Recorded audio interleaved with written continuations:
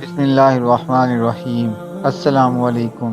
آج ہم اب آپ سب کے سامنے وہ واقعات بیان کریں گے جو حضرت مسلم بن عقیل علیہ السلام کے ساتھ پیش آئے جب وہ کوفہ شریف میں پہنچے۔ اور جب حضرت مسلم بن عقیل علیہ السلام کوفہ پہنچے تو پہلے ہی دن آپ علیہ السلام کے ہاتھ پر 12,000 لوگوں نے بیعت کی۔ حضرت مسلم بن عقیل علیہ السلام کو یہ لگ رہا تھا اور ظاہری حالات بھی یہی بتا رہے تھے کہ کوفی اپنے وعدے پر قائم ہیں، وہ اپنے وعدے سے نہیں ہٹے۔ سارے حالات کا بغور جائزہ لگا کر امام مسلم بن عقیل علیہ السلام نے مولا حسین علیہ السلام کی طرف ایک خط لکھ دیا اور خط میں یہ لکھا کہ یا حسین علیہ السلام، کوفہ کے حالات بہت خوبصورت اور خوشگوار ہیں، جتنی جلدی ہو سکے آپ کوفہ تشریف لے آئیں۔ حضرت مسلم بن عقیل علیہ السلام نے امام حسین علیہ السلام کی طرف خط بھیجا اور دوسری طرف کوفہ سے یزید پلید کو کوفیوں کی طرف سے خبر دی گئی کہ امام حسین علیہ السلام کے نمائندے کے ہاتھ پر کوفہ کے لوگ بیعت کر رہے ہیں اور ان کے خلاف کوفہ کے گورنر کوئی اقدام نہیں اٹھا رہے۔ اس وقت کوفہ کے گورنر نعمان بن بشیر رضی اللہ تعالیٰ عنہ تھے۔ کوفیوں نے یزید کو کہا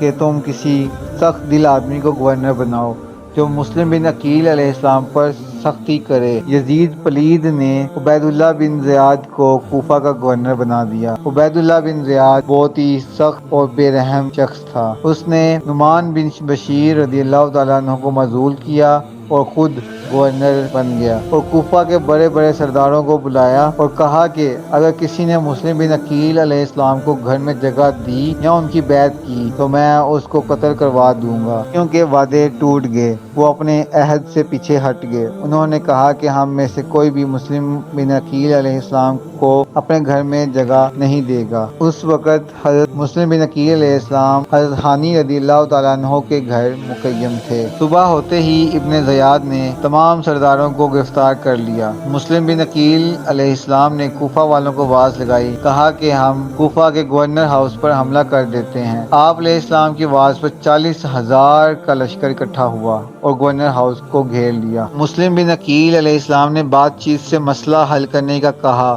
ابھی مشورہ چل ہی رہا تھا کہ ابن زیاد نے چال چلی اور سرداروں کو کہا کہ تم سب اپنی برادری کے لوگوں کو کہو کہ اپنے اپنے گھر چلے جائیں، ورنہ تمہیں اور تمہاری برادری کے لوگوں کو قتل کروا دیا جائے گا۔ سرداروں کی بات سن کر سب کوفہ والے بھاگ گئے اور صرف تقریباً 500 کا لشکر باقی بچا۔ جب مغرب کی نماز کا وقت ہوا اور حضرت مسلم بن عقیل علیہ السلام نے جماعت شروع کی تو ان کے پیچھے 500 لوگ تھے، لیکن جب امام مسلم بن عقیل علیہ السلام نے اسلام پھیرا تو پیچھے ایک بھی آدمی موجود نہ تھا۔ حضرت مسلم بن عقیل علیہ السلام پھوٹ پھوٹ کر رونا شروع ہو گئے کہ کوفی لوگ وعدہ خلافی پر اتر آئے ہیں۔ مسلم بن عقیل علیہ السلام کو اپنی جان کا خطرہ نہیں تھا، انہیں تو خطرہ حضرت امام حسین علیہ السلام کا تھا، کیونکہ حضرت مسلم بن عقیل علیہ السلام نے مولا حسین علیہ السلام کو خط لکھ دیا تھا کہ حالات بہت سازگار ہیں۔ خط کو پا کر امام حسین علیہ السلام انکار نہیں کریں گے اور مکہ سے کوفہ کے لیے روانہ ہو جائیں گے۔ حضرت مسلم بن عقیل علیہ السلام